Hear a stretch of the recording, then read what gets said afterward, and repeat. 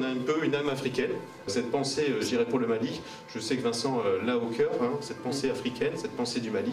Et je voudrais dire quand même un petit peu d'avoir une pensée pour Timothée, hein, qui est mort, je dirais, au combat dernièrement. Et je voudrais associer cette exposition aussi à Timothée et à sa famille, à qui on a une pensée toute particulière aujourd'hui. Je me suis mis en contact avec Koké, Boubacar Tangara, et quand j'ai vu sur Facebook ce que vous voyez là, et j'ai été subjugué, parce que quand on sait que c'est fait quand même sur de la...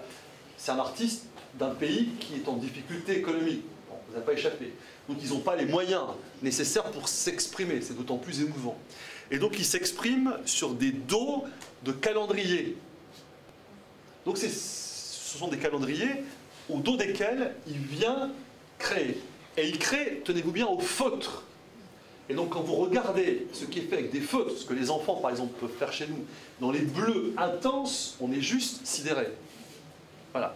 Moi j'ai été profondément ému quand j'ai vu sur internet ce que j'ai vu, mais quand Khalilou est allé chercher, donc du coup, je suis entré en contact avec lui, j'écoute, moi je suis prêt à t'exposer en France, on a les moyens de le faire, mais il m'a dit je vous envoie les œuvres. Ce que je trouve génial, c'est les portraits qui sont juste derrière vous, d'hommes ou de femmes africains. Vous avez un résumé sur le visage qui est absolument incroyable, avec une force derrière Jean. Voilà, il y a des choses complètement incroyables qui se dégagent de ces portraits, qui sont très très forts. Et moi je trouve que cette geste de Koké, elle est émouvante, je ne vous le cache pas, quand on sait que l'artiste est à l'économie. Il n'a pas de moyens, et vous vous rendez compte de ce qui sort. C'est juste incroyable. Il y a une force dans chacune de ces œuvres qui est, voilà, qui montre à la fois la douceur de l'artiste, mais en même temps une envie folle d'exprimer les choses. Dans ce petit bout de papier, avec simplement la force des crayons de couleur et la force des feutres.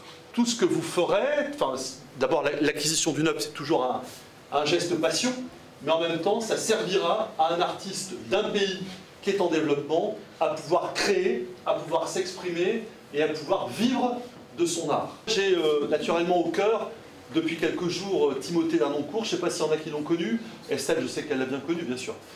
Et quand nous avons appris le décès de Timothée, ça m'a fait tout drôle, parce que j'étais donc il y a 6 mois à Bamako, et j'avais demandé d'être devant le monument aux morts, parce qu'il y avait 23 morts français inscrits au monument aux morts à Bamako. Vous savez, on a oublié qu'il y avait la guerre. Voilà, il ne faut pas oublier qu'il y a des jeunes Français qui se battent sur des champs d'opérations extérieurs pour nous, pour notre liberté, pour la liberté du peuple malien, bien entendu, qui est confronté à un gros problème de terrorisme, mais aussi pour notre liberté.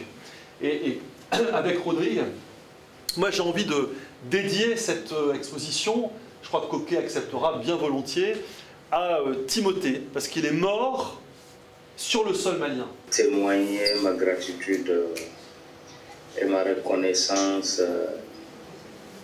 à l'honorable Vincent Ledoux et à l'ensemble de ses collaborateurs pour m'avoir donné la chance d'être vu aujourd'hui à Rome, à la mairie, pour cette belle exposition. Je suis très heureux,